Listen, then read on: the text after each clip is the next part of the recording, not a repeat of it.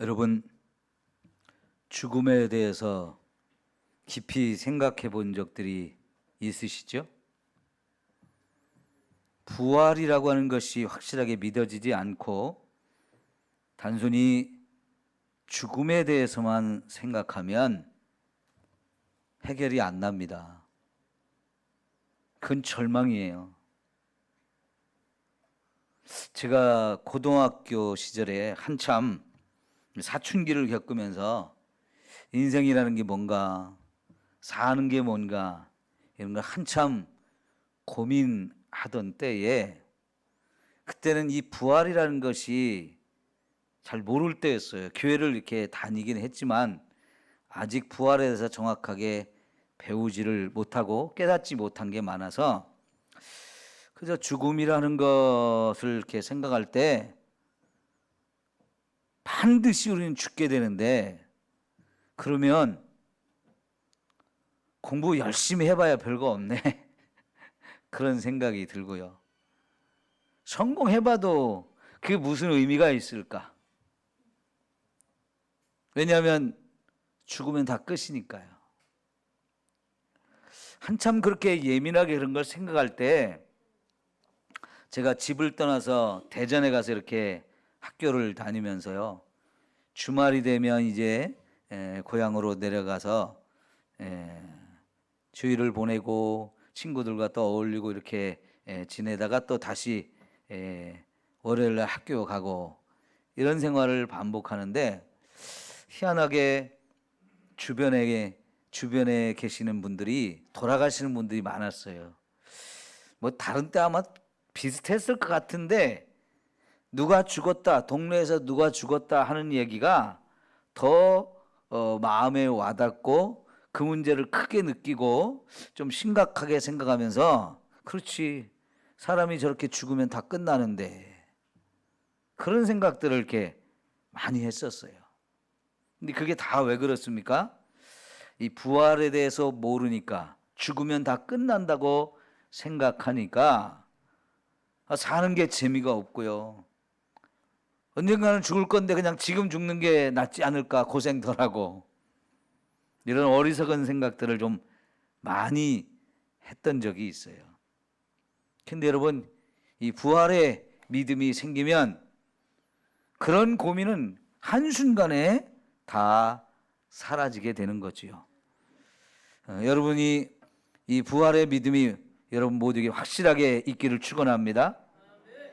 고린도전서 15장 전체가 부활을 의심하는 사람들을 위해서 부활이 얼마나 확실한지, 그리고 예수 그리스도의 부활을 믿으면 예수의 부활로 끝나지 않고 그 부활을 믿는 나도 부활할 수 있다는 것. 그래서 정말 죽음의 문제가 해결되고 죽음 이후에 천국에 가서 영원히 살게 되어지는 이 놀라운 은혜가 우리에게 주어진다는 사실들을 가르쳐 주고 있거든요. 오늘 이제 이번 주 내내 이 15장을 봤는데, 마지막 부분을 보기 전에 이제 15장 전체를 한번 요약을 해봅시다. 우선 예수님의 부활은 역사적인 사실이었다 하는 거죠. 누가 꾸며낸 이야기, 거짓으로 만드는 이야기가 아니고요. 여러분, 예수님이 분명히 죽었지만 사흘 만에 살아나셨다는 것을 확실하게 우리에게 가르쳐 줍니다. 그리고 그 부활하신 예수님을 만난 수많은 증인들이 있는데, 한 번에 500여 명이 있는 곳에 예수님이, 부활하신 예수님이 나타나서 자신의 모습을 보여주기도 했고요. 그들이 지금 상당수가 살아있다는 것, 그리고 이 글을 쓰고 있는 사도 바울도 부활하신 예수님을 만났다는 것, 이게 너무나 확실하기 때문에 이걸 지금 확실하게 증언하고 있는 자기 목격자다, 이런 이야기를 하고 있는 거죠. 여러분, 목격자가 있는데 더 이상 할 말이 없는 거죠. 증인이 있어요. 그러면 그건 더 이상 할 말이 없는 거예요. 그러니까 예수님의 부활도 이런 역사적으로 너무나 분명한 사건이었기 때문에 어느 누구도 의심할 필요도 없고 부인할 필요도 없는 확실한 사실이다 하는 것을 전해주면서 이 부활하신 예수님을 만난 사람들, 그 사람들이 한결같이 다 부활의 증인들이 되었다는 거예요. 사실 이 부활을 전하다가 죽음의 위협도 많이 받았고요, 온갖 고난도 많이 겪었어요. 그런데도 자기들이 부활하신 예수님을 만난 것이 너무나 분명 확실하니까 그들은 목숨을 걸고 이 부활의 복음을 전했다는 거죠. 그리고 그 부활의 복음을 전하기 전에 그들은 완전히 삶이 변했어요.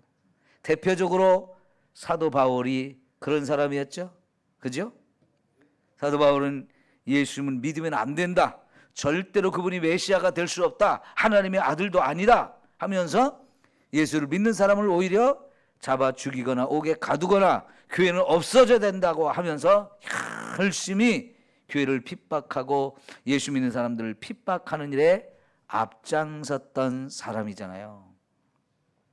근데 그가 180도 달라져서 이 부활을 증언하는 사람이 되고, 그 부활을 증언하면서 많은 곳에 다녔고 수많은 교회를 세우고, 그 중에 하나가 이 고린도 교회. 그리고 그 부활을 의심하고 있는 이 사람들도 바울이 전한 이 부활의 복음을 듣고 믿어서 구원받은 사람이 되었잖아요. 그러니까 바울도 변했고, 바울이 전한 이 복음을 듣고 이 고린도 교회 성도들도 변화된 사람들이에요. 그런데 어느 사람들의 의심하는 마음, 그 의심하게 하는 이런 생각들, 이런 이야기들을 어디서 듣고는 그때부터 이 부활의 복음에 흔들리게 되었던 거지요. 그러나 이거는 흔들릴 필요도 없고 견고하게 서야 된다는 얘기를 하는데, 마지막에 우리 58절 한번 봐요. 마지막에 그러므로 내 사랑하는 형제들아. 뭐 그러므로라는 게 뭘 말하는 거예요? 예수님의 부활이 확실하고 그 부활을 통해서 우리가 죽음이라는 걸 확실하게 이겼으니까, 그러므로 뭐라고 그랬어요? 견실하며 흔들리지 말고 항상 주의 일에 더욱 힘쓰는 자들이 되라. 견고하게, 어디에 견고하게 서라는 걸까요? 부활의 믿음 위에 견고하게 서라는 거예요. 부활의 믿음에 대해서 더 이상 흔들리지 마라. 그걸 의심하지도 말고, 아유 긴가 아닌가 자꾸 의심하고 그런 생각하지 말고 딱 견고하게 서고 흔들리지 말라는 거예요. 그리고 더욱 주의 일에 힘쓰는 자가 되라고 이렇게 견면하는데, 지금 사도 바울이 지금까지 그렇게 살아왔고요, 바울을 비롯한 많은 증인들이 그렇게 살아왔어요. 그래서 이제 그 복음을 듣고 이 고린도 교회 성도들도, 그러면 예수님이 우리의 메시아구나, 그분이 십자가에 죽으신 거, 그분이 부활하신 거 나도 믿고 구원받아야지, 그 예수님 믿고 천국 가야지, 이게 되어졌는데 이게 흔들리고 있단 말이에요. 이제 예수님의 부활이 역사적으로 분명한 사실이니까 조금도 의심하지도 말고, 그게 없다고 부인하지도 말고, 이 믿음의 말씀 위에 굳건히 설 것을 권면하고 있는 거지요. 그 다음에 이제 제가 주일 저녁에 전한 말씀이, 예수님의 부활, 이거는 복음의 핵심이다. 만약 예수님의 부활이 없다면 이거는 지금까지 우리가 믿고 있는 모든 복음이 다 부인되어지는 것이라는 거죠. 하나님이 예수님을 살릴 수도 없었을 것이고, 예수님이 죽은 자 가운데서 부활할 수도 없었을 것이고, 그 부활을 전하는 사람들도 다 거짓말쟁이가 되고, 그걸 듣고 믿어 지금 구원받았다고 하는 사람들도 다 엉터리가 되고, 다 헛짓거리 한 것에 불과하다는 거죠. 그러면 우리 죄사함도 불가능한 것이고, 우리 구원받는 것도 다 불가능한 것이 되어진다. 그럼 다시 말하면 부활이 있기 때문에 이 모든 것이 다 가능한 거라는 거죠. 부활이 있기 때문에 복음도 있는 거고요, 부활하신 예수님 믿음으로 저와 여러분이 구원받은 건데 부활의 복음을 부인해버리면 그까짓 것만 빼지, 요거 하나만 빼지, 그렇게 될 게 아니라는 거지요. 그거 하나 빼면 사실은 가장 중요한 걸 뺀 거기 때문에 여러분, 지금까지 우리가 가지고 있는 모든 것이 다 허물어져 버리게 되는 거지요. 그러니까 이 부활의 복음이 우리가 가지고 있는 이 복음의 핵심인 거예요, 핵심. 그렇다면 여러분, 이 부활의 복음을 조금도 우리가 의심해서도 안 되고요, 부인해서도 안 될 것이에요. 여러분, 이 부활의 복음을 더욱 중요하게 생각하고 이 부활의 복음을 확신을 가질 수 있기를 축원합니다. 그 다음에 말한 것이 이제 예수의 부활은 그걸 믿는 사람에게도 부활의 은혜를 주는 것이다. 그래서 예수님의 부활이 나의 부활이 된다 하는 거지요. 그걸 말씀하기를 예수님은 부활의 첫 열매다 그랬어요. 첫 열매. 예, 우리가 구약 성경에서 이 이스라엘 백성들이 이제 가나안 땅에 들어가서 하나님이 농토를 주시면 거기에 이제 너희가 직접 씨를 뿌리고 때가 되면 이제 농산물을 거두게 되는데, 그때 처음 거두는 열매, 이건 어떻게 하라고 그랬어요? 하나님의 것이라고 하면서 하나님께 먼저 드리라고 그랬어요. 왜냐하면 이것을 첫 열매를 주신 그 감격, 지금까지 농사를 안 짓고 살던 사람들이에요. 유목민으로 살던 사람이에요. 더더구나 이들이 이 가나안 땅에 오기 전에 40년 동안 광야의 삶을 살면서 어디서든지 먹을 것이 구할 것이 없었고, 그래서 굶어 죽을 수밖에 없었는데 하늘에서 내려온 만나를 먹고 산 사람들이에요. 그런데 이제는 직접 땅도 갖게 됐고 우리가 씨도 뿌리게 됐고, 그래서 첫 열매를 거뒀는데 이게 얼마나 감격스럽고 얼마나 감사한 일인지, 예? 이게 참 놀라운 일이잖아요. 그런데 그게 어떻게 주어진 거냐 이거죠. 이 첫 열매가 누가 주신 거예요? 하나님이 주신 거예요. 그리고 이 첫 열매를 땀으로 인해서 앞으로 계속 또 딸 열매가 많아요. 그 첫 열매 하나로 끝나는 게 아니고 계속해서 또 따게 되어진단 말이죠.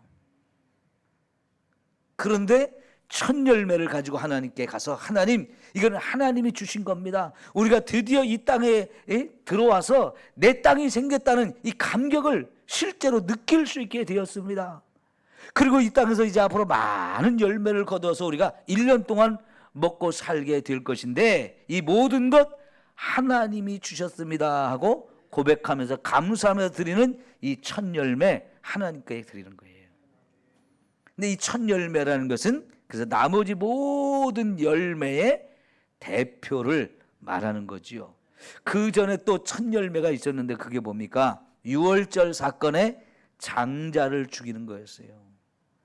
장자를 죽인다는 것은 나머지도 다 죽인다는 거예요. 그래서 장자는 나머지 형제들의 대표인데 이 장자를 죽이면 나머지를 다 죽이는 건데 하나님께서는 장자를 살려주셨잖아요. 그 장자를 살린 덕분에 나머지도 다 살아나게 되는 거예요. 그래서 그 장자는 하나님의 것이다. 그래서 장자, 이스라엘 모든 장자는 하나님께 바치는 것이 되어짐으로 인해서 장자뿐만 아니라 장자가 대표하는 이 모든 유대인들이 다 하나님의 것이다라고 하는 이 믿음을 갖고 살게 했어요. 자, 그런 원리를 따라서 지금 이 사도 바울은 예수님의 부활이 첫 번째 부활, 첫 열매의 부활이다. 그래서 이 예수님의 부활 하나로 끝나는 게 아니고 예수님의 부활을 믿는 모든 사람도 함께 부활을 하게 되어서 예수님의 부활을 믿으면 나도 부활한다 하는 거지요. 그러니까 여러분, 이게 예수님의 부활을 믿는다는 게 우리 각자에게 얼마나 놀라운 은혜가 되어지는지요. 예? 나도 죽지만 예수님의 부활을 믿으면 그 예수님의 부활을 시킨 예수 하나님께서 나도 부활시켜준다는 거, 이게 정말 최고의 축복이고 최고의 은혜인 줄 믿습니다. 여러분, 그러니까 우리가 분명히 나에게도 반드시 언젠가 죽음이 오지만 이 죽음을 우리는 조금도 두려워할 게 없는 거죠. 왜요? 죽어도 다시 사는 은혜가 우리에게 주어졌기 때문에. 제가 그래서요, 장례식에 갈 때 봉투에 꼭 쓰는 글자가 있어요. 요한복음 11장 25절 말씀을 내가 꼭 거기다 봉투에다 쓰는데요. 여러분, 장례식장 갈 때 봉투에다 뭐라고 써야 될지 여러분 참 고민이죠. 대부분 한문을 글자를 쓰는데 뭐 근조라고 쓰는 사람도 있고 뭐라고 말합니까? 거기다가 장례식장에 갈 때 하여튼 뭐 글씨를 쓰죠. 이제 저도 안 써보니까 다 잃어버렸네요. 근데 한글로는 뭐라고 말하는지 알아도 대부분 한자로 쓰는데 한자를 잘 몰라요. 그러니까 남한테 써달라고 하고, 그것도 잘 안 되니까 이제는 요새는 장례식장 가면 아예 다 글씨 써놓은 인쇄를 해놓은 봉투를 비치를 해놓거나, 그러니까 거기 가서 넣거나, 아니면 시장에 가서 문구점에 가서 그거 다 인쇄된 걸 집에 사다 놨다가 그걸 사용하거나, 그러면서 그게 무슨 뜻인지도 몰라. 그러죠? 여러분, 그런 거 써갖고 다니지 마시고요, 요한복음 11장 25절 말씀을 항상 찾아갖고 쓰세요. 나는 부활이요 생명이니 나를 믿는 자는 죽어도 살겠고, 무릇 살아서 나를 믿는 자는 영원히 죽지 아니하리라. 그래서 길으니까 딱 줄여가지고 나는 부활이요 생명이니 거기까지만 써도 돼. 제가 그것만 쓰거든요. 나는 부활이요 생명이니 그렇게 하고 밑에다가 요한복음 11장 25절 이렇게 쓰면 믿는 사람은 다 알잖아요. 그죠? 그럼 여러분, 그게 제일 소망이 되는 말씀이에요. 그 가족들에게 진짜 위로가 되는 말씀이에요. 이거보다 더 큰 위로가 어디 있어요? 죽어도 다시 산다는데, 예수님께서 내가 부활이요 생명이다, 나는 죽어도 다시 산다, 나를 믿는 자는 영원히 죽지 않는다, 그 사람한테는 내가 영원한 생명을 준다. 이 놀라운 약속이잖아요. 예? 그래서 저는 그 말씀을 항상 장례식장에 갈 때 봉투에다 써요. 얼마나 멋진 하나님의 말씀입니까? 제 말이 아니잖아요. 하나님의 말씀이잖아요. 소망이 되고 위로가 되는 최고의 말씀이란 말이죠. 네. 이게 어떻게 가능한 거예요? 예수님이 내가 부활이요 생명이다 라고 말씀하시면서 진짜 말씀하신 대로 죽었다가 자신이 살아나셨어요. 근데 그 예수님의 부활을 믿으면 오늘 저와 여러분도 부활하는 거지요. 무릇 살아서 나를 믿는 자는 영원히 죽지 않는다. 이게 예수님의 약속의 말씀이잖아요. 우리는 더 이상 죽음의 문제가 우리를 괴롭히는 게 아니에요. 두려운 게 아니에요. 그래서 장례식장에 가서도 같이 찬송을 부르는 것이고요, 이 말씀이 있기 때문에 같이 위로를 받고, 야, 죽어서 지금은 이 세상에 못 보지만 부활의 날에 다시 만나고 천국에서 다시 만날 이 약속을 가졌기 때문에 찬송하는 거예요. 그래서 여러분, 장례식을 우리 교회에서는 뭐라고 하느냐? 천국 환송 예배. 천국으로 떠나보내는, 환송하는, 그걸 기뻐하면서 막 이렇게 떠나보내는 그런 예배예요. 그러면 천국으로 보냈으면 저와 여러분 천국에서 다시 만날 수 있게 되는 거예요. 예전에, 지금 요새 찬송가 왜 그걸 뺐는지 모르겠어요. 며칠 후 요단강 건너가 만나리. 얼마 안 있으면 나도 간다 이거예요. 가서 좀 기다리시라는 거예요. 나도 이 땅에서 할 일 다 하다가 주님이 부르시면 그때 갈 테니까 거기서 다시 만나자고 부르는 찬송이잖아요. 예? 예, 여러분, 이처럼요, 예수 믿는 사람들은 이 부활의 은혜가 있기 때문에 죽음 때문에 슬퍼하고 죽음 때문에 두려워하고 할 일과 전혀 없어진 거예요. 예? 그만큼 부활이 우리에게 큰 은혜요 축복인 줄 믿습니다.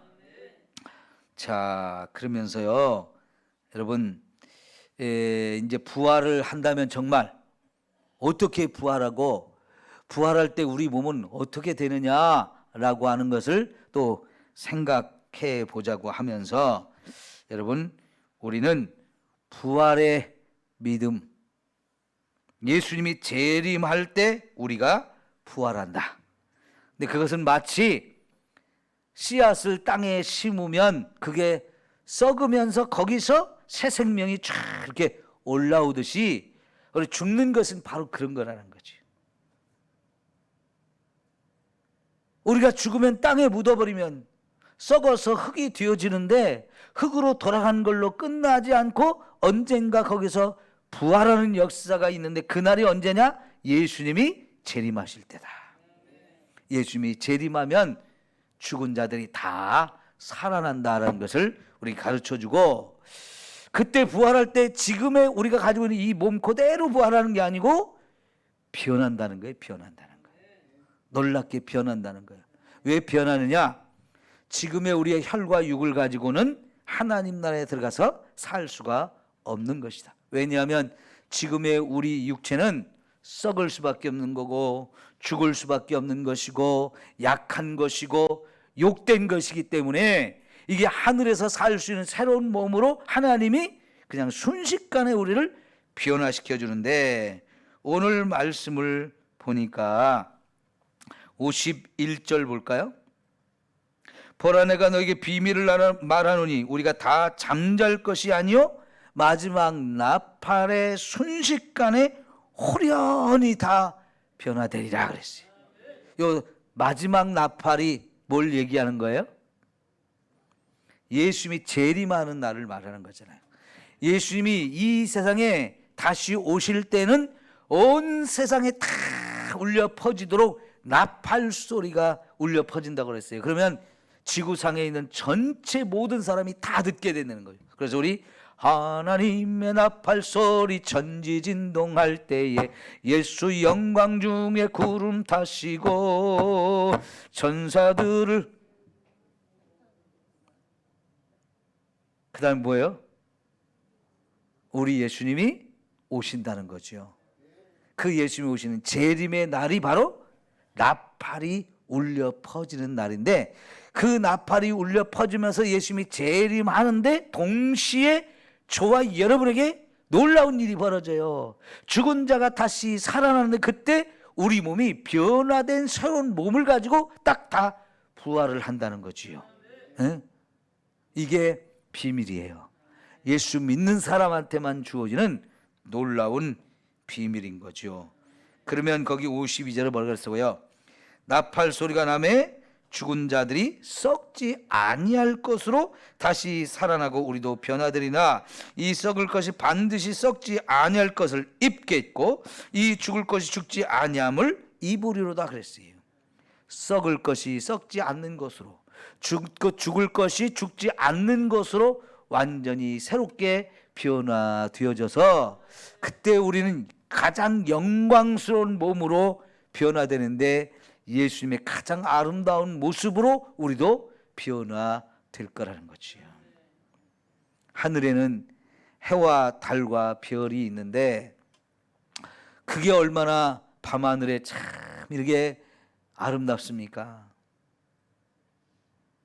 밤하늘이 아름다운 것은 거기에 별이 있고 달이 있어서 그렇죠. 낮에는 또 저 하늘에 태양이 쫙 빛나서 온 세상을 비춰주는데 그 해와 달과 별, 그리고 별들의 그 영광이 얼마나 아름답습니까? 그런데 저와 여러분도 부활할 때 그렇게 영광스러운 모습으로 완전히 변화되어진다는 거예요. 땅에서 사는 것들과 물속에 사는 것들과 저 하늘에 사는 것들이 다 다른 몸을 가지고 살듯이 땅에 속한 몸이 있으면 하늘에 속한 몸도 있다는 거예요. 그 하늘에 속한 몸을 가져야 우리가 이제 하늘에서 영원히 살게 되어지는데, 그것을 위해서 우리 부활이 주어지는 것이고, 그냥 부활은 죽은 자가 다시 살아나는 것만이 아니고 하늘에 들어갈 준비가 완벽하게 이루어지는 놀라운 변화가 우리에게 주어진다는 거지요. 이게 부활의 은혜이고 부활의 축복입니다. 자, 그러면 이제 우리가 여기 54절 56절까지 좀 봐야 되겠는데요. 자, 이 썩을 것이 썩지 아니함을 입고 죽을 것이 죽지 아니함을 입을 때 무슨 일이 벌어지느냐? 사망을 삼키고 이기리라. 그랬어요. 사망을 이기리라. 예? 이게 참 엄청난 일이잖아요. 여러분, 이 세상에 죽음을 앞에 두고 죽고 싶지 않은 사람이 너무나 많아요. 죽음의 문제를 해결하고 싶은 사람이 너무나 많아요. 그래서 온갖 수단과 방법을 통해서 이 죽음의 문제를 해결해 보려고 다들 애썼고요. 지금도 여러분 과학자들은 인간이 어떻게 죽지 않을 수 있을까? 어떻게 하면 죽음의 문제를 해결할까? 이 문제를 끊임없이 연구해요. 그래서요, 병을 자꾸만 이기는 치유의 방법을 찾아내요. 병을 이길 수 있는 약도 만들어내요. 엄청나게 발전을 했죠.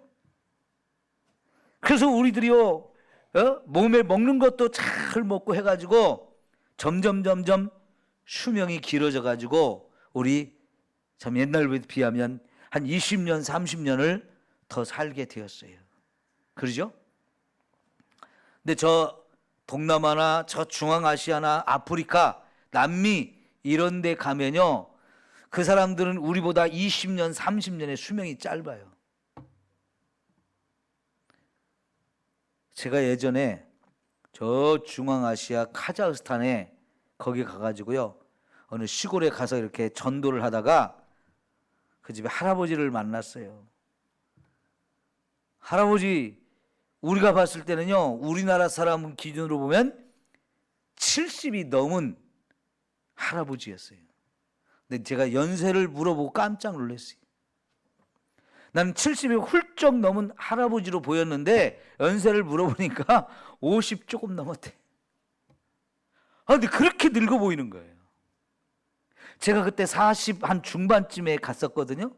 나보다 몇 살 더 먹은 거거든요. 그런데 나보다 몇 살 더 먹은 사람이 그렇게 늙어 보이는 건 나 처음 봤어요.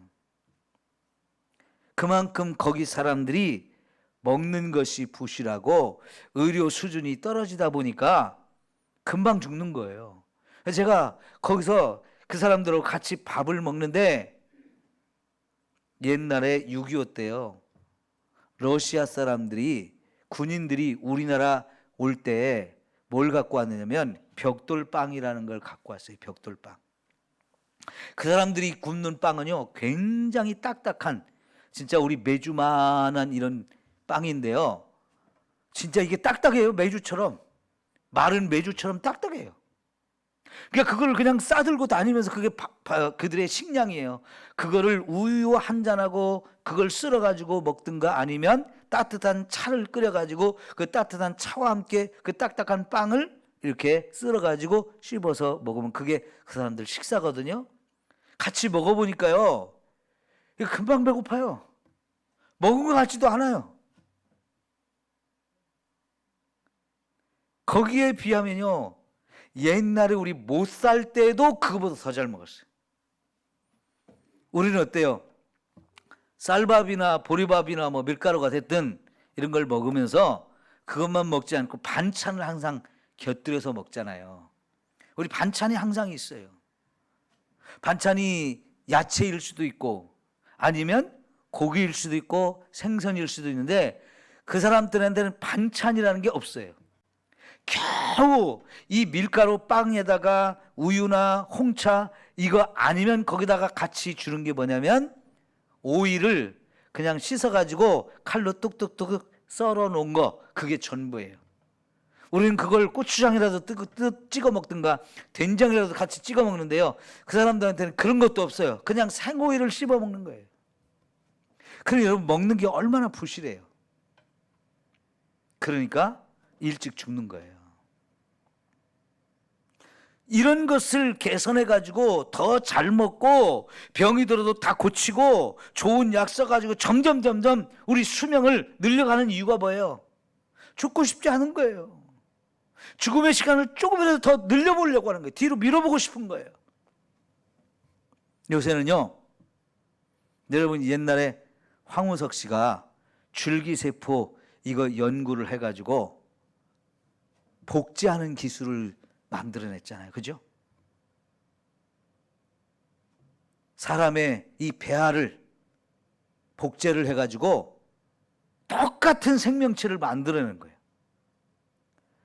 여러분, 새 생명이 태어난다는 것은 암수가 짝짓기를 해가지고 거기서 난자와 정자가 만나서 이렇게 거기서 이게 생명이 만들어지는 거거든요. 이게 지금까지 우리가 알고 있는 생식의 방법, 새 생명이 태어나는 방법인데, 이 난자와 정자가 수정하지 않고 배아에다가 여자의 이 난자에다가 주사를 넣거나 인공적으로 그것이 수정된 것처럼 만들어 가지고 그것이 새로운 생명이 만들어지게 하는 이런 방법을 연구해 가지고 개발했어요.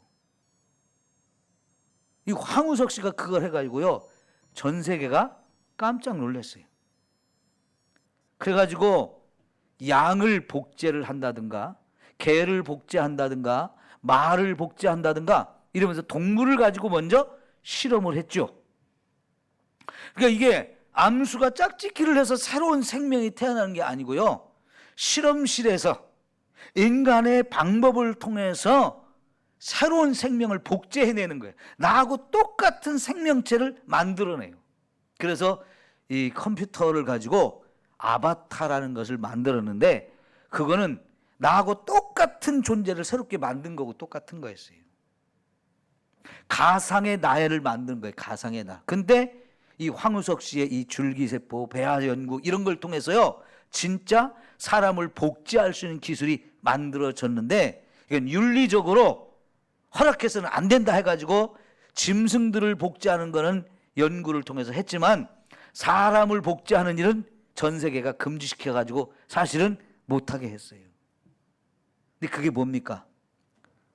내가 죽을 때가 되면 나를 복제해가지고 새로운 나를 만들어요. 그러면 하나가 죽으면 새로운 내가 다시 사는 거예요.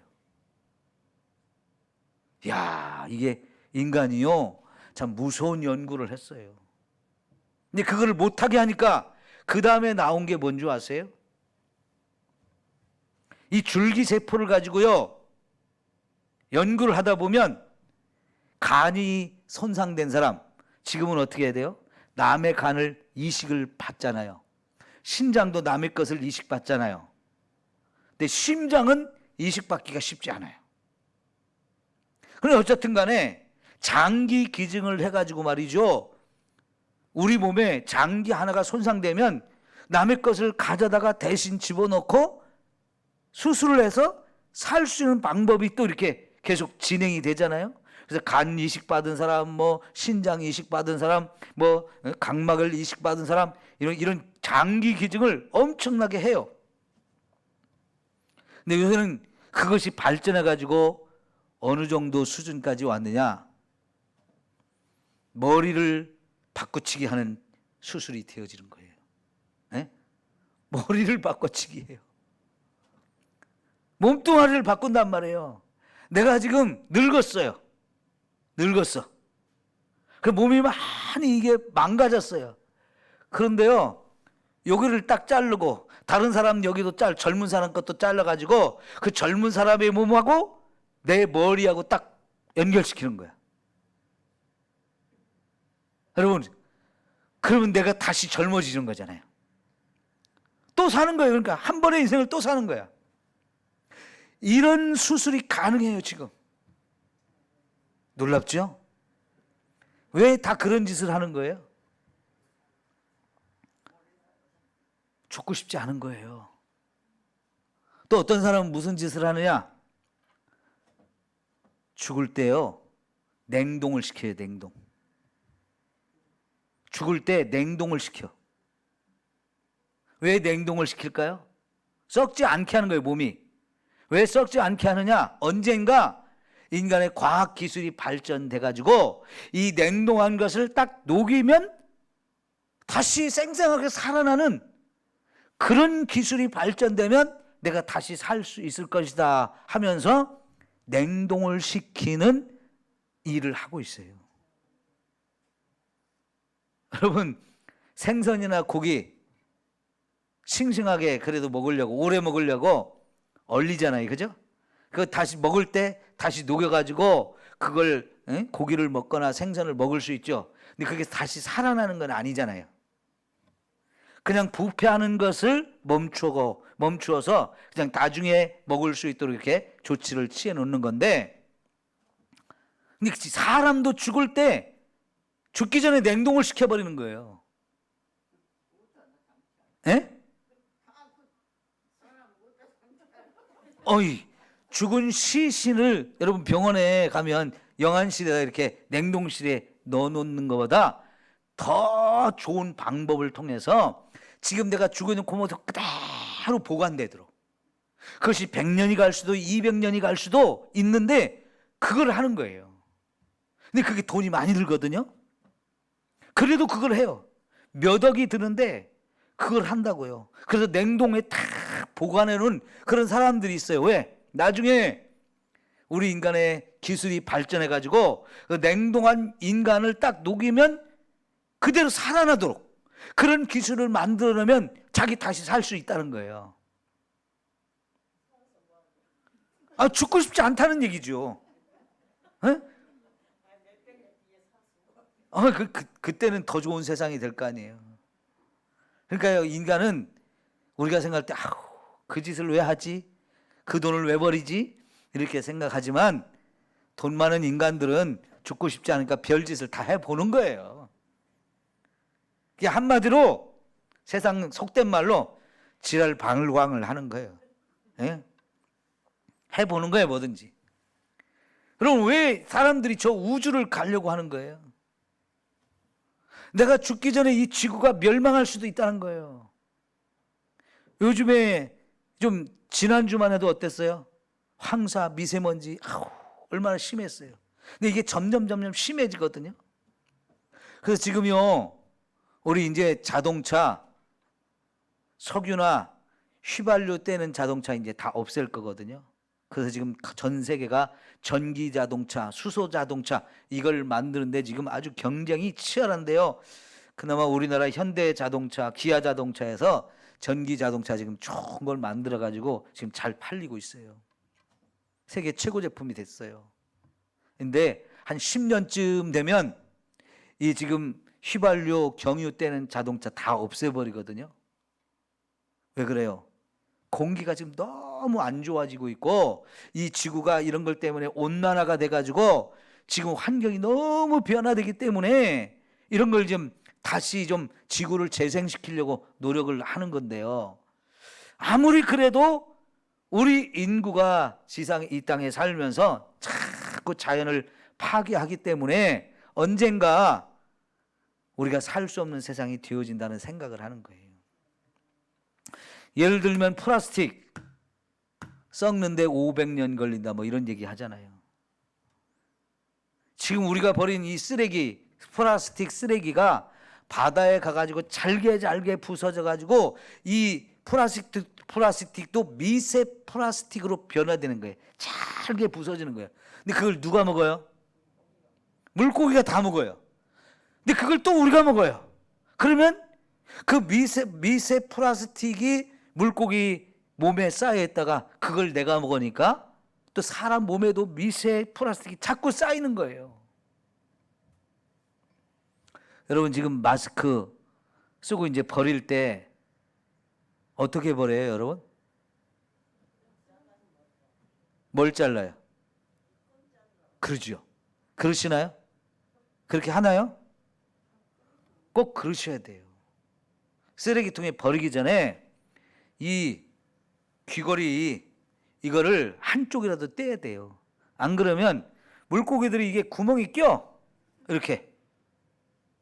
이게 물고기 여기에 아가미에 이렇게 끼잖아요. 머리에. 지들이 손발이 없으니까 이걸 못 빼요. 그러다 이것 때문에 죽어요. 거북이도 그렇고 물고기도 그렇고 이게 물속에 사는 이 생명체들이 우리가 사용하는 이 지금 마스크 지금 정말 많이 사용하잖아요.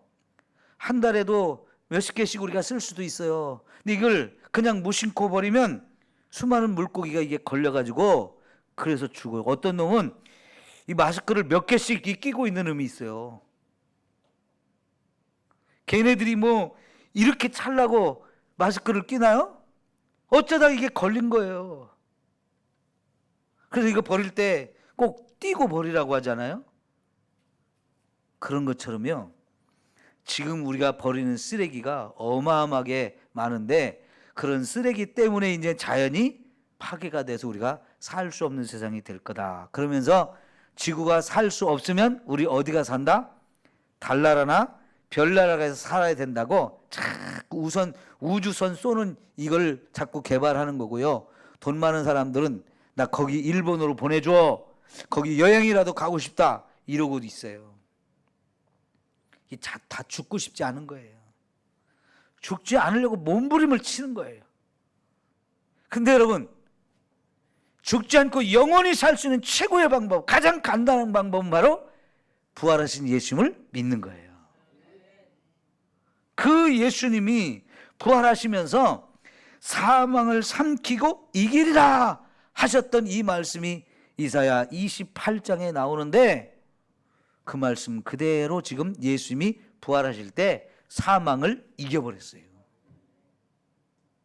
거기 이사야 28장 5절에 보면 25장 8절 거기 보면 뭐라고 그랬냐면 사망을 영원히 멸하리라 그랬어요. 영원히. 완전히 사망이라는 걸 없애버린다는 거예요. 여러분, 예수님의 부활이 바로 그거를 이루어내신 거예요. 그래서 여기 뭐라고 말합니까? 사망아, 너의 승리가 어디 있느냐? 더 이상 너는 이길 수 없다. 사망아, 내가 쏘는 것이 어디 있느냐? 네가 뭘 목표로 해서 관역을 정하고 쏘겠느냐?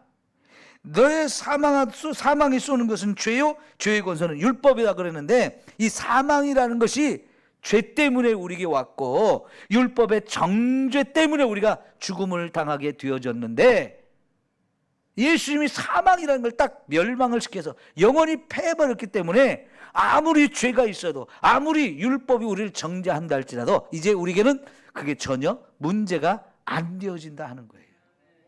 우리 영원히 죽음을 이긴 자가 되었어요. 간단하게 해결했어요. 우리는 어떻게 이 죽음의 문제를 해결한 거예요? 예수 믿음으로.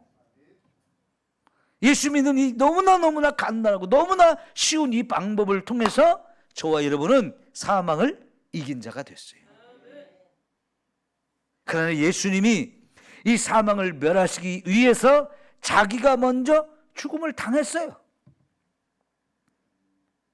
진짜 끔찍하고 너무나 고통스럽고 너무나 저주스러운 그 죽음을 예수님이 먼저 당했는데 그래서 이제 예수님을 죽인 자들이 다 예수님 이겼다고 마귀가 큰 소리 치고 예수님 끝났다고 그랬는데요. 그들이 샴페인을 터뜨린 지 얼마 안 돼서 예수님이 짠 하고 죽음을 이기고 부활하셨어요. 죽음이 이제 더 이상 우리를 두렵게 하는 게 아니에요. 죽음이 더 이상 우리를 사로잡아서 아이고 큰일 났다 하는 게 아니에요. 완전히 이 사망이라는 것 가신 그 힘, 그 권세가 완전히 다 무너져 버렸어요. 그리고 그 예수님을 믿는 저와 여러분에게도 너도 살려줄게, 너도 이기는 거야, 이렇게 말씀해 주시는 거잖아요. 여러분, 예수님의 부활이 이처럼 저와 여러분에게 엄청난 은혜를 가져다 주는 거지요. 이 땅에 수천 년 인간이 살아오면서 죽음의 문제 아무도 해결 못했어요. 오직 예수님만이 인간의 죽음의 문제를 해결하신 유일하신 분입니다. 자기만 부활한 게 아니고 모든 인류를 이 죽음에서 살려주실 수 있는 영원한 권세를 가지신 분이 되셨어요. 그래서 이 죽음을 영원히 패하신다, 영원히 멸망시킨다, 이렇게 말씀을 하셔서요.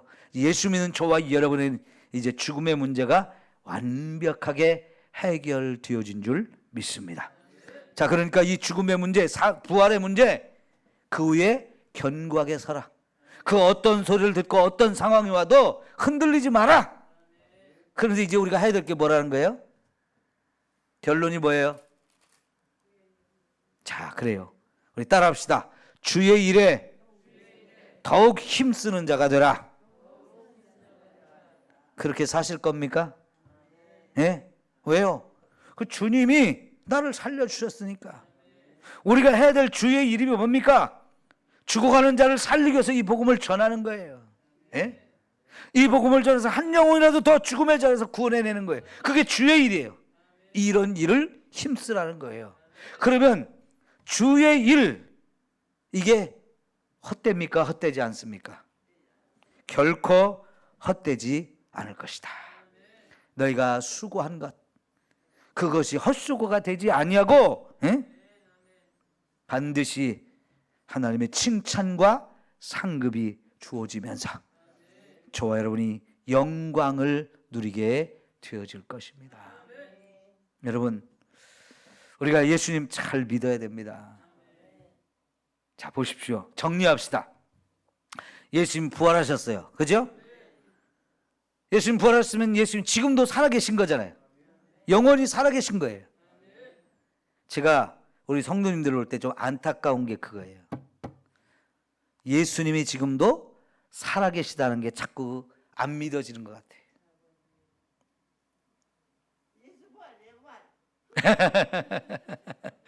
그래요. 근데 예수님을 믿으면서도 예수님이 지금 살아계시다는 걸 못 믿나 봐. 그러니까 엉터리로 신앙생활을 하지. 예수님 죽은 것 같아. 어떤 사람은 예수님 믿으면서도 예수님 아직 죽은 줄로 아는 것 같아. 네? 제발 좀 예수님 믿으면 예수님이 부활하셔서 영원히 살아계시다는 걸 좀 여러분 믿으십시오. 살아계신 그 예수님을 믿는 거예요. 근데 그 예수님이 지금 살아서 어디 계셔요? 네? 두 가지 다 맞아요. 하늘에도 계시고 나하고도 함께 계신 거예요. 지금 나와 함께 계세요. 이걸 좀 꼭 믿으십시오. 예수님 부활하셨고요. 그분이 영원히 살아계시고요. 영원히 살아진 그 예수님이 지금 나와 함께 계시는 거예요. 에? 제발 이 예수님이 나와 함께 계신 걸 좀 믿고 그걸 느끼면서 살기를 바랍니다. 내가요, 이 세상 살면서 지금 내 옆에 예수님이 계시지, 이걸 여러분이 항상 생각하고 사는 거하고 그걸 생각하지 않고 사는 거는, 그걸 잃어버리고 사는 건 천지 차이예요. 가서는 안 되는 곳을 갈 수가 없어요. 해서는 안 되는 일을 할 수가 없는 거예요. 내가 가지고 있어는 안 되는 것을 가지고 있을 수가 없어요. 버려야 될 거 버리는 거고요.